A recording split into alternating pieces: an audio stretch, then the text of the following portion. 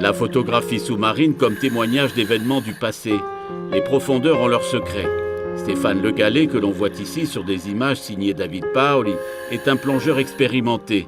Ses recherches portent sur les épaves d'avions bombardiers ou de navires de guerre qui ont été torpillés en septembre 1943 et qui reposent au fond des mers entre Bastia et Solenzara.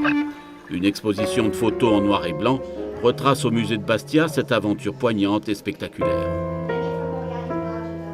Il y a des épaves qui sont même mythiques. C'est le B-26 de la Vasine qui doit être, je crois, la plus belle avion de Méditerranée encore en état sous l'eau. C'est vraiment une épave magnifique. Vous avez le Fiat RS-14 qui est dans le chenal des ferries devant le port de Bastia, un hydravion qui était dans le port de Bastia en 1943. Donc il y a sûrement des gens qui ont été sur cet avion, puisque j'ai des photos où on voit des enfants sur cet avion.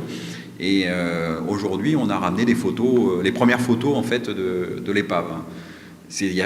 Quand on arrive sur ce genre d'épave où il n'y a pas eu de photos, on a de l'adrénaline, on a plein de choses qui se passent.